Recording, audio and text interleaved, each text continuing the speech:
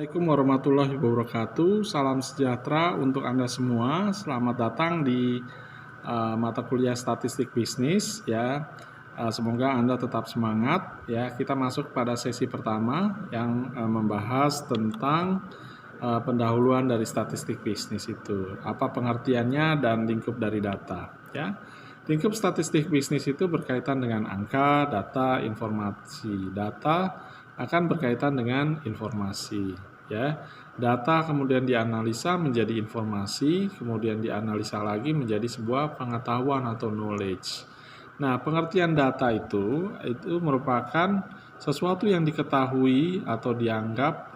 Dengan demikian data dapat memberikan gambaran tentang sesuatu keadaan atau persoalan yang ingin ditampilkan. Misalnya data kasus jumlah dalam kaitannya COVID, berapa pasien yang telah sembuh misalnya ya, atau misalnya data konsumen ya, data harga ya. Guna data itu adalah sebagai dasar membuat keputusan atau decision makers, dasar perencanaan untuk melakukan rencana-rencana di dalam perusahaan Anda. Alat pengendalian, kalau datanya tahu berapa kamu kendalikan misalnya. Oh, sudah terlalu banyak konsumennya. Sebagai dasar evaluasi, misalnya penerimaan sekarang menurun atau meningkat, Anda harus mengambil keputusan. Ya, pengertian dari data itu adalah bahwa data adalah sebuah fakta. Jadi merupakan bukti, merupakan informasi. Dengan kata lain, data adalah segala sesuatu yang dapat memberikan informasi suatu keadaan atau persoalan. Data mahasiswa, berapa orang yang hadir di perkuliahan saat ini. Walaupun kita hanya tatap muka, tapi saya bisa tahu berapa orang pesertanya yang hadir ya. Dengan menyelesaikan tugas, maka Anda absensinya Anda dianggap hadir ya. Berapa IPK ya. Manfaat data itu banyak ya, memberikan informasi. Tentu dari informasi itu Anda bisa melakukan pengambilan keputusan sebagai dasar yang objektif ya.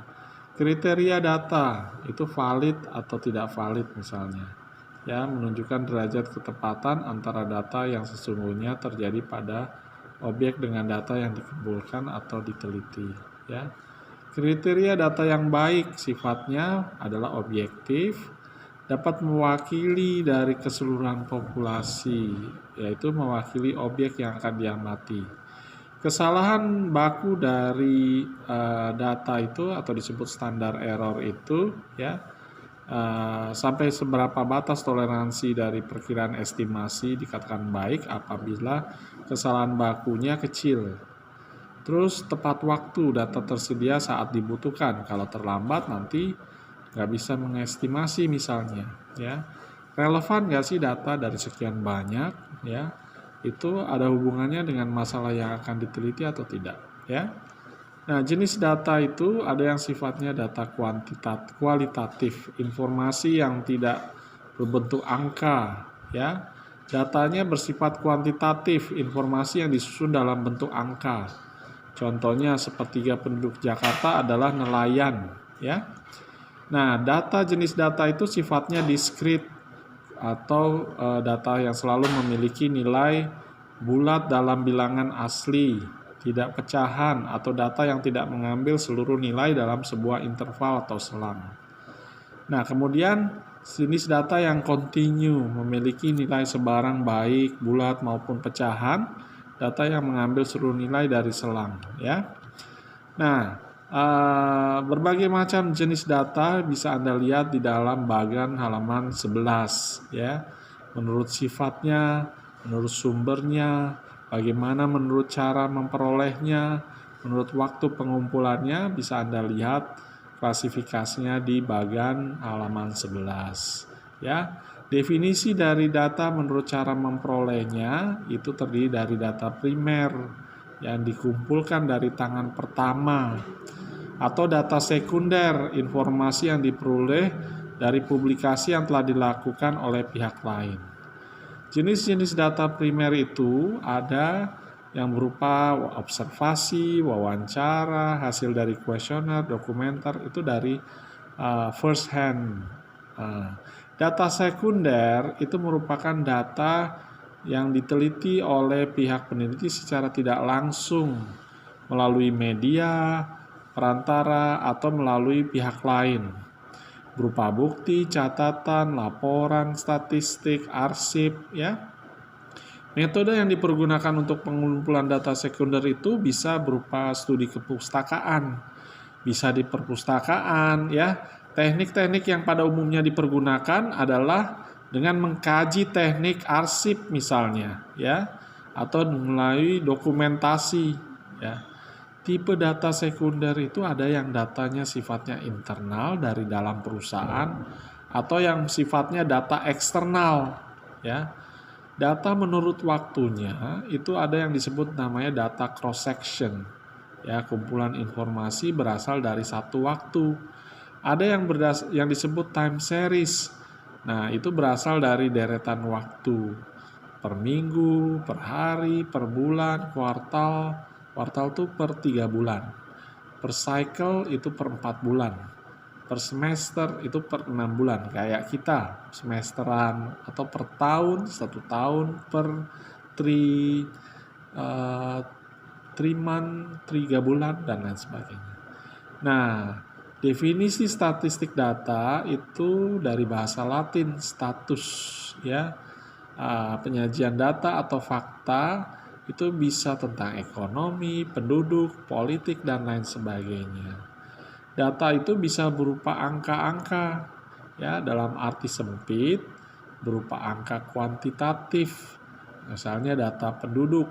Dalam arti luas, ya, itu bisa berupa bagaimana cara mengumpulkan, mengolah, mengkelompokkan, menyajikan, dan menganalisa data tersebut untuk diambil atau digunakan untuk pengambilan kesimpulan. Nah, secara statistik, data itu bisa digunakan untuk berbagai macam disiplin ilmu, ya. Mulai dari ilmu manajemen, ilmu alam, ilmu sosial, ilmu politik, ya. Nah, ada berbagai macam komputer sekarang pakai alat canggih karena datanya semakin kompleks, jumlahnya makin banyak. Digunakanlah software, ada yang namanya SPSS, SAS, Sistat, dan lain sebagainya. Nah, peran statistik itu sangat penting dalam membentuk luas dari informasi atau pengambilan keputusan, ya, dari berbagai macam bidang dalam bentuk angka atau numerik atau disebut juga indikator. Nah, variasinya macam-macam, ya. Nah, kemudian kita masuk pada tugas Anda bisa lakukan secara mandiri. Nah, masuk pada topik ruang lingkup statistik. Ada yang sifatnya deskriptif, ada yang statistik sifatnya inferensial. Nah, contoh statistik deskriptif itu menghitung rata-rata varians dari data yang mentah, mendeskripsikan, menggambarkan, pakai tabel, pakai grafik, sehingga data-datanya mudah dibaca dan bisa lebih bermakna. Kalau yang sifatnya statistik inferensial, itu diuji dugaannya, hipotesanya.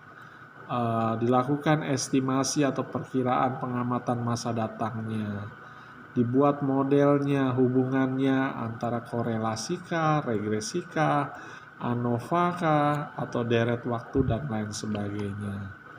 Nah, demikian materi yang saya bisa sampaikan dari pertemuan ini. Saya ucapkan wassalamualaikum warahmatullahi wabarakatuh.